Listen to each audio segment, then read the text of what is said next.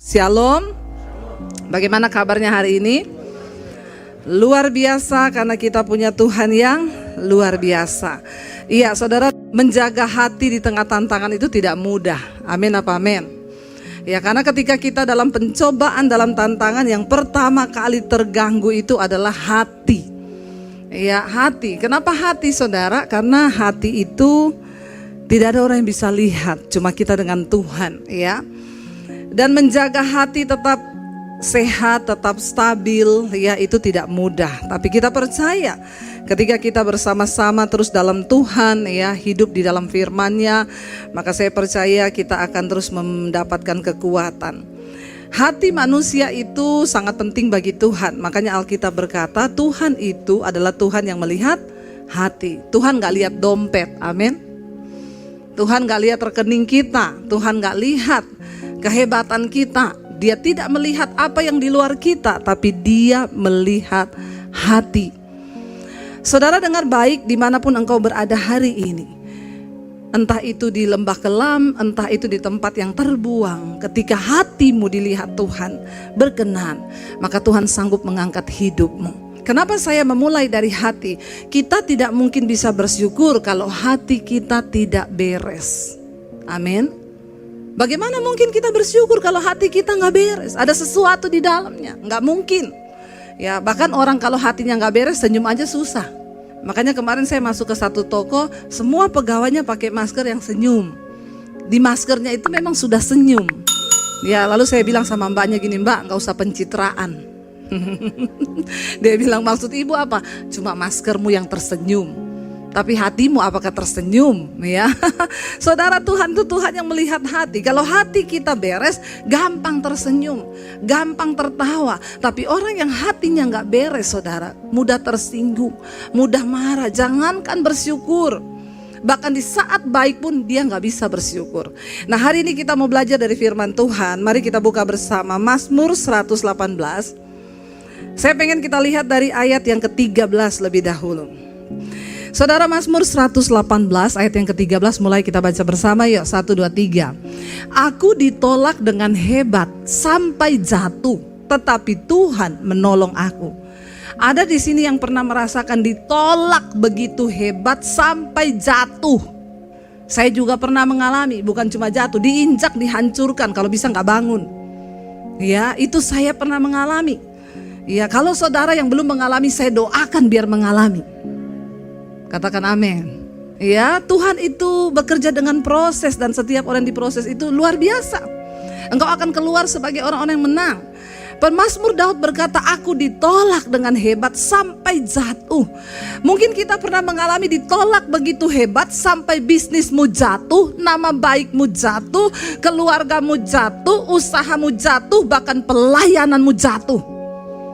Ada begitu banyak orang di luar sana yang sering kali menginginkan kejatuhan kita. Dan kita gak bisa memilih orang seperti apa yang datang di hidup kita. Tetapi Tuhan mengizinkan semuanya itu. Ya, aku ditolak dengan hebat sampai jatuh, kata pemazmur. Tetapi Tuhan menolong aku. Saudara, apa yang keluar dari mulutmu itu penting ketika engkau sedang diproses. Apakah itu ucapan syukur atau sungut-sungut, atau kita mau balas dendam? Ya, ketika kita diizinkan jatuh begitu hebat, kita dihancurkan, jangan pernah engkau berespon dengan salah. Ucapkanlah syukur, ya, karena itu orang yang hatinya penuh dengan firman Tuhan, kata-katanya baik, tetapi Tuhan menolong aku. Lalu ayat yang berikutnya dikatakan, ayat yang ke-14, saudara, ya, baca bersama 1, 2, 3. Tuhan itu kekuatanku dan mazmurku, Ia telah menjadi keselamatanku. Sekalipun pemazmur sedang dalam keadaan ditolak sampai jatuh, mau dihancurkan begitu hebat, tapi mulutnya tetap penuh dengan ucapan syukur. Dia berkata, Tuhan itu kekuatanku. Ya, ketika kita bersyukur ada kekuatan yang luar biasa. Tuhan itu kekuatanku dan mazmurku. Saudara, hanya orang-orang yang berkata Tuhan adalah kekuatanku, mereka yang akan melihat pembelaan dan penyertaan Tuhan. Selama engkau masih pakai kekuatanmu, selama engkau berusaha menyelesaikan dengan caramu, maka engkau tidak akan pernah melihat tangan Tuhan bekerja di hidupmu. Saya ingat ketika saya difitnah suami saya mencuri keyboard di gereja. Marah, saya jengkel karena kami tidak pernah melakukan itu. Saudara, ada yang bilang, perkarakan aja Bu, kebangetan orang kayak begini. Saya berdoa, Tuhan bilang, kalau engkau berperkara, engkau tidak akan melihat perkaraku atas hidupmu. Jangan coba bela hidupmu ketika Tuhan sedang mengizinkan pencobaan itu terjadi. Ya, duduk di kaki Tuhan dan lepaskan pengampunan, belajar bersyukur. Tapi ada hal-hal yang seringkali Tuhan izinkan terjadi supaya engkau melihat pembelaan Tuhan. Amin. Lihat pembelaan Tuhan, duduk di kaki Tuhan, bersyukur. Saya cuma bisa menangis dan berkata, Tuhan, terima kasih Tuhan. Terima kasih, bahkan saya tidak bisa membela diri karena firman-Mu yang menahanku. Tapi aku percaya Engkau Tuhan penolong dan pembelaku. Selama kita mengandalkan kekuatan kita, maka kita tidak akan pernah melihat tangan Tuhan bekerja di hidup kita. Ada saatnya engkau duduk diam di kaki Tuhan. Saudara, saya puji Tuhan, terima kasih buat dukungan doa dan juga dukungan semuanya. Bapak Gembala, kami sudah tiba pulang dari misi, dari Tentena, dari Poso, saudara. Haleluya, pelayaran yang cukup panjang 10 hari ya. Kita pergi tinggalkan anak, tinggalkan keluarga ya, dari Surabaya ke Makassar, Makassar ke Morowali naik pesawat kecil yang baling-baling. Dari Morowali kita harus naik mobil 5 jam sampai ke Tentena ya, dengan jalan yang berkelok-kelok melewati hutan. Dari Surabaya diundang tidur di JW Marriott, enak, semuanya baik. Sampai di sana tidak ada hotel, adanya losmen. Waktu mau sikat gigi buka keran, airnya coklat, kopi susu. Ya tapi ya sudahlah, mandi pakai itu, keramas pakai itu, ya sikat gigi pakai Aqua. Ya tapi kita bersyukur karena kita diizinkan melewati semua itu, dan ya itu sudah komitmen kami setiap bulan untuk pelayanan itu. Tapi sampai di sana Tuhan menghiburkan, saya ketemu dengan jemaat Misbah Doa. Mereka berdua suami istri ikut di seminar hamba-hamba Tuhan. Istrinya cerita bersaksi, Bu, saya ini dulu tiap hari berantem sama suami saya. Dan suaminya itu saya kenal saudara, karena itu teman dekat adik saya, dulu teman mabok, teman minum. Waktu ketemu ya dia cerita, ibu kan kenal suami saya ini ya Bu, perokok, peminum, sudah semua ada sama dia Bu. Setiap hari kami ribut berantem. Ya dia menikah dengan laki-laki yang seperti itu. Ya apakah rumah tangganya berbahagia? Ya sudah pasti tidak. Ya selamat masuk dalam pencobaan. Itu pengucapannya waktu pernikahan. Menikah dengan laki-laki begitu, iya kirimi bunga, selamat masuk dalam penderitaan. Benar, setelah menikah menderita hidupnya, hadapi suami yang begitu. Dia bilang tiap hari kami ribut Bu, apalagi kalau saya bersihin meja, penuh asap, penuh abu rokok, puntung rokok berserakan di rumah. Saya bersihin sambil ngomong sama dia, kamu tuh boleh sih merokok, tapi telan sama puntung-puntungnya, sama abu-abunya, makan sekalian. Kalau perlu sama asbaknya, biar saya tiap hari tidak beres-beres rumah kayak begini. Saya capek, kamu kira saya ini babu? Suami digituin, marah gak saudara? Marah. Tiap hari ribut, kalau marah pergi dari rumah. Saudara bisa bayangkan anak-anak hidup dalam rumah tangga yang seperti itu seperti apa. Akhirnya sampai satu kali istrinya bilang, saya capek Bu, saya capek. Saya baca Alkitab nih, satu kali saya temukan ayat yang berkata begini, hai istri, tunduklah kepada suamimu, sekalipun dia belum tunduk kepada firman, supaya tanpa perkataan suamimu itu dimenangkan oleh kelakuan istrinya. Yang paling sulit bagi seorang wanita itu dikatakan tanpa perkataan. Kenapa? Karena perempuan itu sehari mengeluarkan 30.000 kata. Iya enggak ibu-ibu? Terus kita suruh berhenti berkata-kata, hello please deh. Ya, tapi saya tuh bersyukur saudara. Suami saya tuh bersyukur karena saya ini pengkhotbah. Ini saya sekali khotbah mengeluarkan sudah berapa ribu kata. Makanya kalau di mobil dia yang cerita terus saya diem. Terus kadang saya bilang, Say, kok kamu cerewet banget sih? Terus dia bilang gini, kan kamu dari tadi udah ngomong Say, makanya kamu udah malas ngomong. Udah diem saya, karena saya ini khotbah saudara. Nah disuruh Alkitab bilang, hai istri, menangkan suamimu tanpa perkataan, hanya dengan perbuatan. Saudara suruh tidak tanpa perkataan, tapi ibunya itu bilang gini, Tuhan, aku aku selama ini sudah pakai kekuatanku untuk merubah suamiku. Dan dia tidak bisa berubah, malah berantem, ribut, rame. Kalau diterus-terusin bisa cerai. Hari ini Tuhan, aku mau uji firman ini. Benar enggak bisa terjadi suamiku dimenangkan tanpa perkataan? Saudara, lalu dia bilang saya akan uji firman ini. Besok pagi dia bangun, dia beresin itu meja penuh dengan asap rokok, dengan debu rokok, dengan puntung rokok. Sambil dia lap, dia bilang gini, dalam nama Yesus, hari ini terakhir aku beresi ini asap debu-debu rokok dan puntung rokok. Dalam nama Yesus, suamiku dilepaskan dari semua ikatan-ikatan itu dalam nama Yesus. Dia gak ngomong ke suami, dia ngomong sama Tuhan. Dengan iman dan percayanya kepada Tuhan. Karena dia sudah selama ini menjadikan kekuatannya itu sendiri. Dia pikir dengan kekuatannya dia coba merubah orang. Dengar baik saudara, dengan apapun engkau tidak bisa mengubahkan seseorang. Entah itu anakmu, siapapun, kita tidak punya kekuatan. Cuma Tuhan yang bisa mengubah. Akhirnya saudara, setiap hari dia lakukan. Apakah besok suaminya berubah? Enggak, belum. Dia belum melihat itu. Tapi dia terus tekun berdoa dalam nama Yesus. Berusaha tutup mulut itu tidak gampang. Tapi firman Tuhan itu tidak pernah berdusta. Firman Tuhan itu teruji. Diuji dalam peleburan dapur api, kata firman Tuhan. Dan dia keluar sebagai emas murni. Lalu saudara, satu kali tengah malam suaminya kerasukan jam 12. Perhatikan, ketika engkau mulai berdoa dan melakukan firman, maka sesuatu di alam roh mulai terjadi. Kenapa seringkali doa kita gak dijawab? Karena engkau belum sungguh-sungguh tunduk kepada firman. Mau engkau berdoa seperti apapun, kalau kita tidak tunduk pada firman, tidak ada kuasa dan dampak apa-apa. Karena setan gak pernah takut orang pergi ke gereja. Setan tidak pernah takut orang melayani Tuhan. Tapi setan takut waktu kita mulai mempraktekkan firman Tuhan. Setan gemetar waktu saudara mulai belajar melakukan firman. Itu yang membuat setan ketakutan. Akhirnya suaminya kerasukan. Malam-malam suaminya bilang sama istrinya, kamu stop dengar-dengar pendeta. Nggak usah dengar-dengar khotbah. Mereka itu semua nabi palsu. Kata istrinya gini, saya lihat suami saya bukan dia bu, matanya merah bu. Saya takut bu, saya bilang oh ini setan ini. Tapi saya nggak bisa lari, karena kalau saya lari ya dia menang iblisnya kan. Jadi saya harus melawan ini bu. Saya tengking suami saya dalam nama Yesus. Iblis, aku tahu bukan engkau yang berbicara, bukan suamiku, tapi engkau iblis yang berbicara. Dalam nama Yesus dia mulai berperang. Suaminya mulai gini, panas, panas. Wah, setan kepanasan.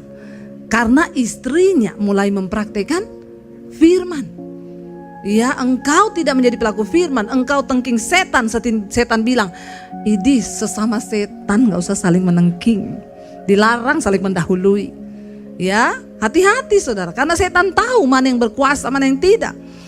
Akhirnya istrinya tengking saudara, lalu suaminya itu bilang, ambilin rokok saya. Lagi sedang manifest. Di mana kata istrinya?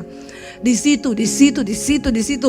Dia istrinya bilang, ibu, di setiap sudut rumah dia simpen rokok semua. Mungkin dia ketakutan habis rokok kali. Jadi dia simpan semua di pojok-pojok rumah itu rokok semua. Sampai istrinya ambil, ya ampun rokok. Di depan istrinya diremet-remet rokok di depan suaminya. Dalam nama Yesus, aku putuskan ikatan rokok ini dengan suamiku iblis. Engkau tidak bisa mengganggu suamiku. Lalu suaminya sadar, belum terjadi perubahan. Sampai beberapa kali, akhirnya satu kali suaminya kayak orang kena serangan jantung saudara. Dia jatuh, dia anfal, istrinya takut. Dia bilang, bu saya lihat suami saya itu benar-benar orang yang udah mau mati bu. Gak bisa napas, napasnya tinggal satu-satu. Ya makanya hati-hati bapak-bapak, engkau gak tobat-tobat istrimu berdoa, mengerikan. Amin bapak-bapak. Iya saudara ya. Jadi saudara, kita ini harus mengerti firman Tuhan ya. Jaga hatimu. Lalu istrinya bilang, suami saya jatuh bu, dia gak bernapas, saya berdoa dalam nama Yesus, Tuhan jamah suamiku Tuhan. Ya, dalam nama Yesus aku berdoa kematian yang bukan dari Tuhan di rumah ini aku tolak. Segala serangan jantung, stroke aku tolak dalam nama Yesus. Lalu dia bilang sama suaminya, "Pak, sebut nama Yesus, Pak, sebut nama Yesus." Suaminya bilang, "Nggak bisa, aku sudah berat." Memang udah mau lewat. Tapi istrinya bilang, "Berseru, Pak." Jadi suaminya ini nggak bisa panggil nama Yesus, saudara. Tapi akhirnya istrinya terus berdoa. Ya, untung istrinya sudah dijamah Tuhan. Kalau belum suaminya sekarat gitu dan dia masih kepahitan, dia bilang, "Selamat jalan sayang. Tarik napasmu yang terakhir. Jemput dia Tuhan." Itu kalau belum bertobat, saudara. Untung udah tobat. Makanya bapak-bapak bertobat ya. Jangan sampai istrimu berdoa begitu. Ada ibu-ibu datang, "Bu Debbie, suami saya tuh selingkuh, gak bertobat. Ibu berdoa saja. Doanya kayak apa? Tuhan, hajar suamiku." Nggak apa-apa Bu Debbie doa begitu. Tidak apa-apa. Ibu yang tanggung jawab, saya tanggung jawab. Ada ayatnya kok di firman Tuhan.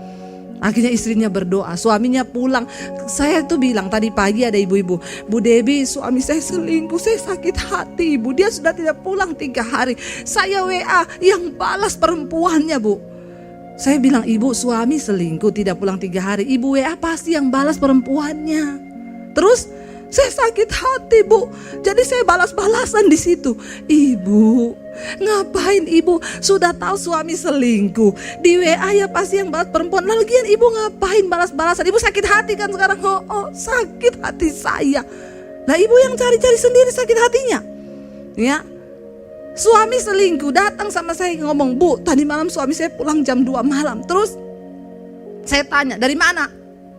Suami selingkuh, pulang jam 2 malam. Ditanya dari mana? Kurang kerjaan gak? Ibu-ibu, hello? Cari-cari jawaban yang bikin sakit hati kan? Jadi suaminya bilang, "Abis pergi sama pacar gua, lu mau apa? Pergi kemana?" Ditanya pergi kemana. Orang pergi sama selingkuhan ditanya pergi kemana, dijawab ke hotel. Gaya apa? Begini enggak? Akhirnya sakit hati sendiri, marah sendiri, kepahitan sendiri, terpuruk. Suaminya senang-senang, dia terpuruk. Nggak usah gitu, saya ajar, nggak usah gitu. Ibu berdoa, "Tuhan, hajar suamiku dengan caramu supaya dia bertobat." Lalu satu kali bapak itu pulang, istrinya bilang, dia tanya, "Kenapa kamu nggak marah-marah sama saya pulang?" "Saya berdoa buat kamu," diajar Bu Debbie, pendeta Debbie Basir. Doanya apa? "Hajar suamiku Tuhan." Bapak itu langsung telepon saya loh. "Ini pendeta Debbie Basir?" "Iya, kenapa Pak?" "Pendeta macam apa kau itu? Ajari istri saya berdoa, hajar suamiku Tuhan." Saya jawab, "Pak, jangan terlalu GR dan kepedean ya Pak. Alkitab berkata, Tuhan menghajar orang yang dikasihinya dan dianggap anak. Kalau Bapak masih dikasihi, Tuhan hajar Bapak bertobat. Kalau Tuhan sudah tidak kasih Bapak, mati di hotel lagi bersinah, jalan tol ke neraka kau." Langsung teleponnya ditutup. Nit. Gaya-gayaan bantah-bantahan firman dengan saya. Ya, kenapa istrimu berdoa begitu? Tentu ada sebabnya. Amin Bapak-bapak. Jadi ibu-ibu yang di sini doa saja begitu kalau suamimu tidak bertobat. Karena ada ayatnya. Maaf, Tuhan menghajar orang yang dikasihi supaya dia bertobat. Kalau Tuhan sudah tidak kasih ya gitu. Makanya banyak yang mati lagi di hotel kan? Iya enggak? Saudara, akhirnya istrinya tuh bilang, "Saya berdoa, Pak, berseru panggil nama Yesus. Ayo Pak, bangun Pak." Dia bilang, "Aduh Bu, saya lihat suami saya itu benar-benar udah mau mati Bu. Saya berdoa." Tapi akhirnya dia bisa menyebut nama Yesus. Dia bangun kembali. Dan sejak hari itu ibu tahu, suamiku berhenti rokok, berhenti minum, berhenti judi. Dan sekarang kami melayani bersama-sama. Saudara, saya bilang sama ibu itu, "Bu, itu kan ibu baru ngerti. Coba kalau ibu tidak tahu. Ibu tiap hari pakai kekuatan ibu dan ibu berantem sama suami. Ternyata yang di dalam suamimu itu bukan dia lagi." Alkitab berkata, peperangan kita bukan melawan darah dan daging, bukan melawan manusianya, tetapi roh jahat yang ada dalam orang itu kan. Nah ibu bayangkan kalau ibu berantem, ribut, maki-makian dengan suami, sementara yang ada dalam dia itu bukan dia. Jadi suami ada setan di dalam badannya, ibu terpancing marah, sudah pasti orang tuh kalau ada setan selalu mancing keributan. Orang mancing ikan, jangan mancing keributan. Tapi orang yang rohnya jahat dalam hatinya, itu selalu cari gara-gara. Nah saudara, saya bilang sama ibu tuh, ibu bayangkan kalau ibu terpancing emosi, ibu berantem dengan suami ibu. Dia setan di dalamnya, yang keluar kata-katanya pasti tidak enak. Ibu balas juga dengan kata-kata. Nah jadi ibu yang tadinya tidak ada setan, jadi ada. Jadi dalam satu rumah setan sama. Jadi apa itu rumah tangga saudara? Makanya hari ini berhenti pakai kekuatanmu, tapi katakan, Tuhan, Engkaulah kekuatanku dan mazmurku. Engkau keselamatanku. Supaya kita bisa melihat pekerjaan Tuhan yang besar. Bersyukur dalam setiap keadaan. Lalu ayat yang berikutnya, ayat yang ke-15 berkata di sana, kita baca bersama, suara sorak-sorai dan kemenangan di kemah orang-orang benar. Tangan kanan Tuhan melakukan keperkasaan. Saudara, cepat atau lambat, engkau akan mendengar suara sorak-sorai pembelaan Tuhan. Kenapa? Karena tangan Tuhan yang luar biasa akan melakukan keperkasaan. Siapa yang lebih besar dari dia? Tidak ada roh kenajisan, perselingkuhan yang lebih besar daripada roh Tuhan. Kalau engkau mau taat hidup, menyerahkan hidupmu kepada firman Tuhan. Lalu ayat yang ke-16 berkata, kita baca bersama. Ayat yang ke-16, tangan kanan Tuhan berkuasa meninggikan. Tangan kanan Tuhan melakukan keperkasaan. Engkau imani itu saudara. Sebab serendah apapun kita direndahkan, Tuhan akan meninggikan orang-orang yang hatinya itu didapatinya berkenan. Ya, kita bisa melihat. Saya selalu melihat diri saya. Saya mengalami direndahkan serendah-rendahnya. Ketika saya tinggalkan keluarga saya tinggal di kos-kosan. Saya cuci baju anak kos, saya nyapu, nyetrika, masak. Itu sudah seperti pembantu baik dapat gaji. Saya cuma untung numpang tinggal. Melakukan pekerjaan itu, direndahkan. Tapi waktu Tuhan lihat hati kita berkenan, Dia akan meninggikan hidupmu. Ayat yang berikutnya, ayat 17 berkata di sana, aku tidak akan mati, tetapi apa? Hidup. Dan aku akan apa? Menceritakan perbuatan-perbuatan Tuhan. Hari ini jangan engkau katakan, Tuhan, mati sudah bisnisku, mati sudah keuanganku, mati sudah rumah tanggaku. Perkatakan firman ini, dan hanya orang-orang yang bisa bersyukur yang bisa memperkatakan ini. Tapi kebanyakan orang Kristen suka begitu saudara. Apa dikit, mati aku. Ya, cuma ketinggalan HP nih di jalan. Astaga, mati aku. Kenapa saya bilang cabut dalam nama Yesus? Jangan mati dulu. Kenapa kau mau mati? HP ketinggalan. Cuma ketinggalan HP sudah mati aku. Hati-hati saudara ya. Jangan engkau sembarang memperkatakan. Perkatakan hari ini, Tuhan, mungkin hari ini rumah tanggaku rasanya hampir mati, tapi aku mau berkata, rumah tanggaku tidak akan mati. Rumah tanggaku akan hidup, dan aku akan menceritakan perbuatan tangan Tuhan yang kuat itu. Seharusnya setiap orang Kristen punya cerita tentang kebesaran Tuhan. Kalau hari ini engkau berkata, tapi saya gak punya itu Bu, berarti engkau belum mengalami Tuhan. Bagaimana cara untuk kita ini bisa bersaksi memiliki perkataan dan perbuatan Tuhan yang besar? Ayo mulai belajar menjadi pelaku-pelaku firman Tuhan. Hanya ketika kita melakukan firman, maka kita akan mulai memiliki pengalaman pribadi dengan Tuhan. Maka kita akan mulai belajar melihat sungguh perbuatan tangan Tuhan itu terjadi atas hidup kita. Perkatakan hari ini, aku tidak akan mati. Ya, istrinya berkata kepada suaminya, kamu tidak akan mati say. Ayo sebut nama Tuhan, minta kesempatan hidup untuk kamu bertobat. Tidak ada rancangan kematian dari Tuhan bagi kita. Hari ini mungkin anaknya memberontak, anakmu memberontak, jangan bilang mati saja itu anak. Jangan saudara, perkatakan Tuhan, anakku tidak akan mati dan binasa, tapi dia akan hidup dan menceritakan perbuatan Tuhan yang besar. Apa yang sedang kau alami hari ini saudara? Mari kita mau sungguh-sungguh datang pada Tuhan. Alami Tuhan secara pribadi. Jadilah pelaku-pelaku firman. Saudara, kalau ibu itu tadi yang bersaksi tidak mempraktekkan firman, dan dia tidak berkata, Tuhan aku mau melakukan ayat ini dan aku mau lihat apakah itu benar-benar terjadi. Saudara bisa bayangkan kalau dia tidak melakukan itu. Saudara, kita mau bilang kepada Tuhan, kami percaya Tuhan, waktu kami bersyukur, waktu kami itu menaikkan ucapan syukur, Tuhan turut bekerja. Saat kita bersyukur, Tuhan itu hadir. Saat kita bersyukur, Tuhan itu turut bekerja, sebab ada kuasa, ada kekuatan di dalam ucapan syukur. Mari kita bangkit berdiri bersama.